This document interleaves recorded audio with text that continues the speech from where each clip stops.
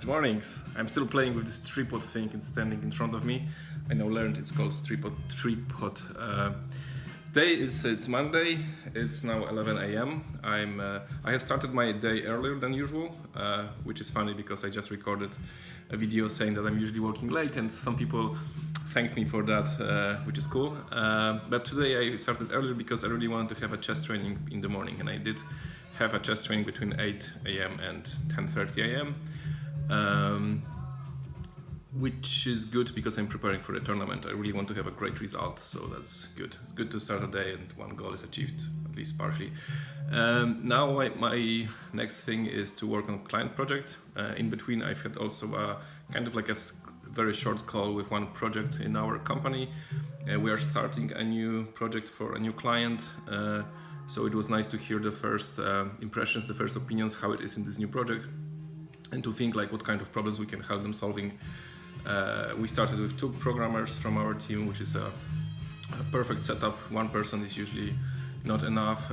2 people with our Arkency way of working, that's perfect. So now I will be focusing on my project work, so some coding session. I'm time boxing some time for this. I will do some refactorings because we need some refactorings in this area where I work on in order to finish the ticket. And after that I will be working on the workshop preparation and on the webinar preparation. I will do a webinar on Wednesday next week. This will be about whether it's best to start with a perfect design from the beginning if it's possible, or whether to start with whatever makes us fast at the beginning and only then fix the stuff. So my hypothesis for this webinar is, what if we start right from the beginning and live a beautiful life? That's the goal. Okay, on the client project now, thanks. All right, it's 12 p.m. right now. I have an hour session of coding on a client project. It's a bigger feature to implement. It requires some preparatory refactorings. I started with refactoring some tests to better reflect what's the design expected from this feature. So I refactored some tests, and also this gave me new ideas how I can implement the feature by introducing a new aggregate. So probably that's the goal. I'm making a short break now, and then I will carry on with this refactoring, I think. So I'm actually adjusting. So here's again my the part which I'm not organized. I have planned that after this small break I will work on workshop and webinar preparation, but I feel I really get some idea how I can attack one problem on the client project, so I don't want to lose that flow, even though my plan was different. This is where I'm coming into this moment that I need to change my plan because I feel I can use it. So I will do it. I just had a small break from coding.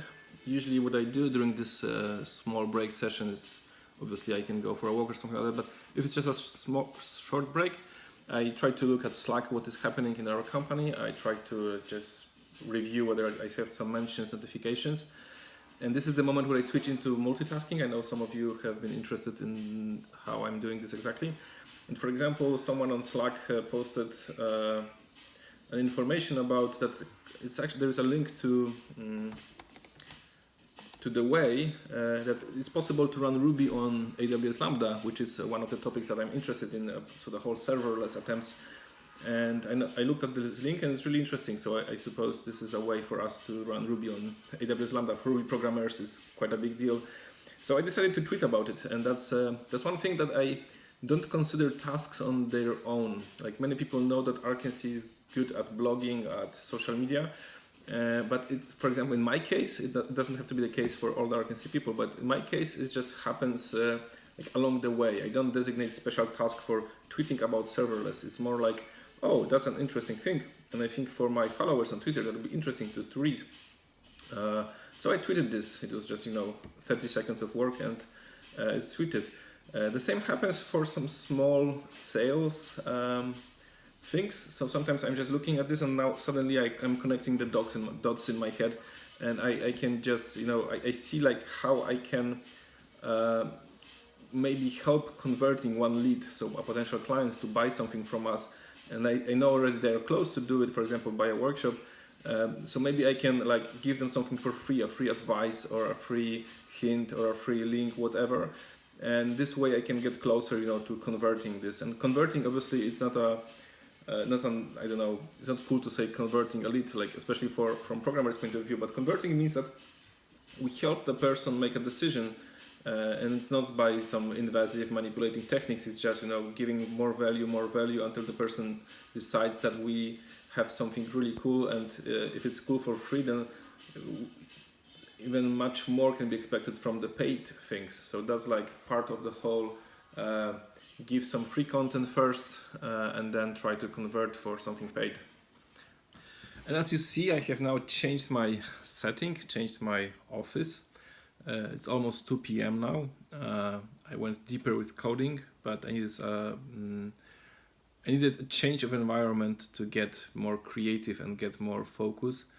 Right now, I have quite a luxury situation when it comes to the home office. So this is the room I'm here now, is isolated from my main house, which is good when kids are back home, good for working. And I also, where I previously recorded, this is my also area where I can focus, but this is closer to where the whole family lives. So that's one thing also for me, that changing the environment, even it's just changing a room, I think it triggers some good things in my mind, and I can look at the same problem from different perspectives. Also here I have a bigger screen in here, so usually I just work on my laptop, but here I'm connected to a bigger screen. I can see more code at the same time, which matters right now because I'm doing a bigger refactoring and I want to move code from one place to another place. It will go through several different points meanwhile. But going back to the home offices and remote stuff, so I work remotely now for 10 years all the time, but even before the 10 years happened, it's 10 years of Arkency, so that's how I count 10 years of remote work for me. But even before that, I also, when I was still at the university, even when internet was still a rare thing, I was also working remotely, so I had some experience before. And now that I live in here, I've had different phases, different stages of my remote work conditions. I'm aware that right now I have a super luxury situation, but it took me 10 years and different phases to get to this point where I can change my room just for the creativity. At the beginning, I just worked. We just had one room for me and my wife, and I just worked from this main living room. Then we kept renovating. We live in an old house and we just kept renovating it. We actually applied an agile approach with iterations on renovating this old house.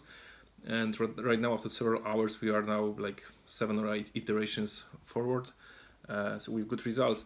But at the beginning, it was really, really bad. Now, if I imagine working like that as I worked like 7 years ago, that would be super difficult for me. But every year I tried to find out how I can improve this. When the kids appeared, it was also kind of forcing me to move somewhere else, because if you work remotely and you have kids at home, it's not super easy to do it. So it was first the living room, then I created one of those old and almost not acceptable quality rooms upstairs. And only later I had like this part being, it was actually before, it was a place where we kept some old stuff in here, but with the help of my renovating team, which is a super great team, they come here like once a year and we agreed what to do in this iteration. They helped me in finding out what's the simplest thing we can do with this room being prepared for the work. And only after that, so this is the room where I could work from, I don't know, for the last 2 years. Only after that, I have also prepared the room where you can usually see me vlogging. So it was like several, it's a question I often get asked about remote work conditions. So, I now have 2 kids, 2 sons. They are not the most quiet kids probably, both being, very competitive, I would say. It's not easy to work in this. It's a nice thing to have now this separation. So with one kid, it was still okay to just be upstairs. With 2 kids, it would be more difficult. But still, I think I would manage to do it. Probably I would require the headphones more often than not. Also choosing the working hours right now, given I have such a situation, I can I don't care when I want to work because I always have good conditions to work somewhere. Obviously, if you don't have a separate room, uh, and you have kids, that requires probably some adjustment. So you have to adjust to how the family time is done. Overall, the remote work, I would say, is more of a lifestyle choice than a work choice. But if you want to be, professional with your conditions, you have to. I think you have to just take care of that. So it took me 10 years. Nothing comes for free. Nothing is easy to achieve from the beginning. Uh, I've been working from many different places, from coffee bars, and from restaurants, hotels.